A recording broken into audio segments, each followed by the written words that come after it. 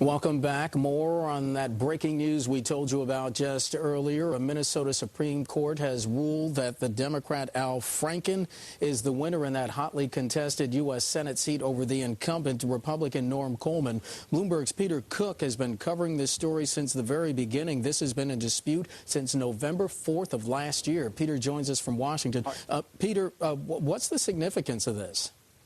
Well, it's hard to imagine, Mark, that we've been talking about this since Election Day back in November. But the significance here is that this is the most significant legal hurdle that Al Franken has so far cleared in his quest to take over Minnesota's Senate seat. Just last Sunday, the governor of Minnesota, Republican Tim Pawlenty, said on CNN that he would not defy an order of the Minnesota Supreme Court. That would be a dereliction of my duty, indicating he would be prepared to essentially sign off on whoever the Minnesota Supreme Court, the ruling of the Minnesota Supreme Court today. He would be willing to honor that. We haven't heard that officially yet from Governor Pawlenty. We don't know if there are any other legal obstacles in the way to Al Franken perhaps taking this seat, but this is a significant victory for Al Franken in his quest to take over this vacant Senate seat in Minnesota. This has been an ongoing legal battle, as you said, but at least this point, a significant victory for Al Franken, perhaps the final victory he needed.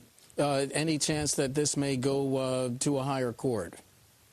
Well, again, there's still some question marks here about whether a federal court could still be involved, at least as I understand it. But in Minnesota, they've been waiting literally for days now for the state Supreme Court to act in this case. There's been reporters camped out at the courthouse waiting for this ruling to come down. It was supposed to come, or a lot of people thought it might come last Thursday. It didn't. It comes down today. And again, a significant legal victory for Al Franken, perhaps his final victory in his quest to get this Senate seat. If he's seated, then that would move Democrats to 60 seats in the U.S. Senate, meaning a filibuster-proof majority in the U.S. Senate. We need to bear in mind as well, Mark, that we do have Senator Kennedy and Senator Byrd both on the sidelines in the Senate right now with illness.